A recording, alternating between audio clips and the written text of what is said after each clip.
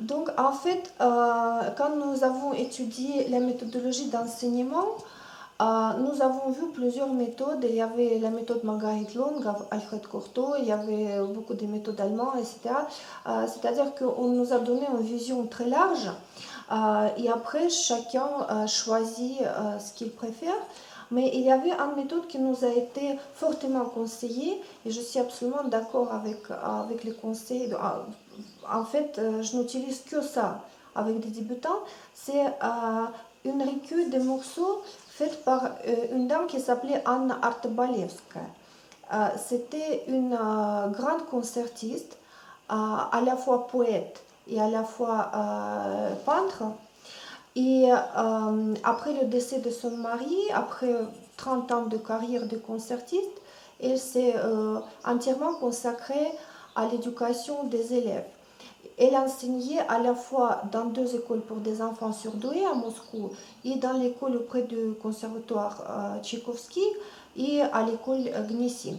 Et parmi ces élèves, il y a les plus grands pianistes actuels, par exemple Ashkenazi, Nasetkin, Lubimov, Rudenko, le dernier, le plus jeune, qui a gagné le concours Litz. Et il y a 23 lauréats des plus grands concours internationaux. Donc, elle a prouvé par ses résultats que ce qu'elle fait, ça marche. Tout simplement, ça marche à coup sûr. C'est très intéressant, c'est très musical. On sait exactement à quoi sert quel morceau. Et cette méthode, elle a fait à la fin de sa vie, elle a vécu 83 ans, et juste avant son décès, avec ses disciples et ses assistants, elle a réuni 2 recueils. Premier, c'est pour la première année, c'est vraiment à partir du premier pas. Et deuxième, c'est pour deuxième, troisième et quatrième année. Mais ce qui correspond pour les Russes à 4 premières années, à 4 heures par jour, donc dans le rythme moins intensif, ça peut correspondre à 6-7 années. C'est-à-dire que tout ce qu'elle a fait, et elle a fait ça avec son propre expérience.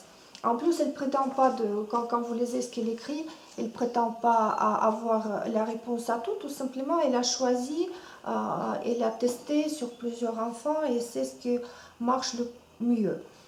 Deuxième chose qui est très intéressante dans cette méthode, c'est que la première chose qui compte, c'est la musique. À partir du premier morceau, vous avez le caractère différent, les sonorités différentes. C'est la vraie musique qui commence tout de suite. Parce que les autres méthodes que je vois, il y a des milliers et des milliers, c'est très difficile de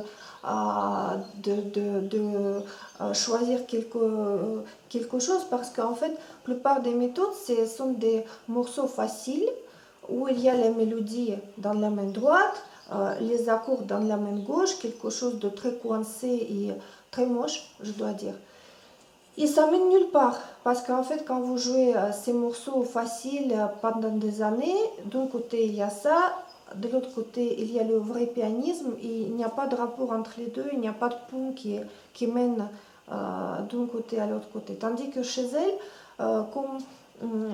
cette méthode, c'est comme, elle était concertiste, donc pour elle, premier cours avec un élève, c'était le premier pas dans une direction précise, et après on avançait. Et donc, je vais vous montrer un après l'autre. Pourquoi? Parce que tous mes amis musiciens, quand ils ont des enfants, ça pose un gros problème de trouver un professeur.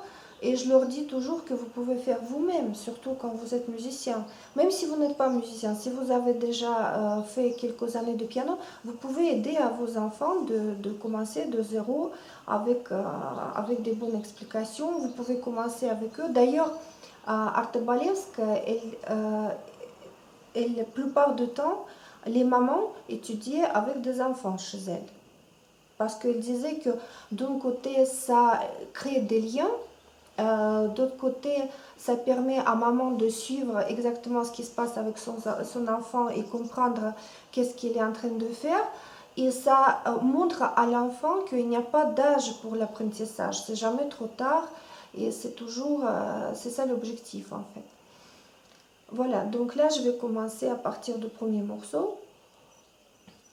Donc en fait ce que je voulais dire qu'aujourd'hui je vais enregistrer le début de la méthode pour des débutants, vraiment deux premières approches de piano, parce que j'ai regardé sur internet qu'est-ce qu'il y a pour des débutants et c'est un peu n'importe quoi. Et je me demande en fait on est où? Parce que les méthodes d'apprentissage de piano, il existe depuis longtemps. Il y a déjà des méthodes qui sont prouvées leur efficacité. C'est vraiment ce qu'on appelle en France le valeur sûre. Et c'est tout tracé, c'est-à-dire qu'on sait le premier, pas le deuxième, pas le troisième. On sait très bien qu'on démarre ici et on va dans une direction très précise, on avance et à quel moment, qu'est-ce qu'on joue et qu'est-ce qu'on sait faire. Et là, je tombe sur des choses vraiment complètement qui amènent nulle part. Et très bizarre parce que par exemple aujourd'hui, je tombais sur une vidéo où monsieur très sérieusement raconte les règles de pianisme, ça s'appelle comme ça, les règles de pianisme.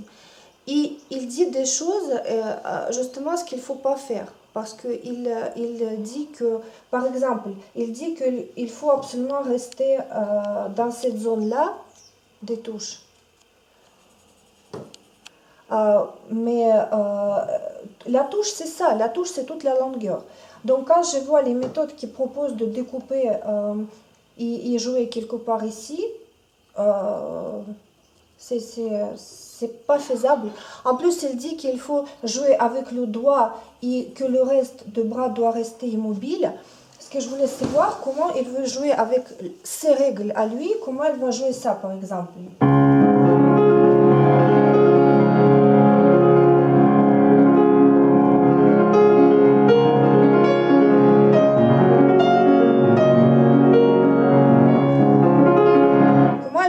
De rester dans cette zone-là, il n'a pas bougé les bras et bougé seulement les deux. N'importe quoi. Donc en fait, je pense qu'aujourd'hui, on va commencer vraiment à voir la méthode la plus efficace qui existe et qui a prouvé son efficacité et vous allez voir comment ça se passe.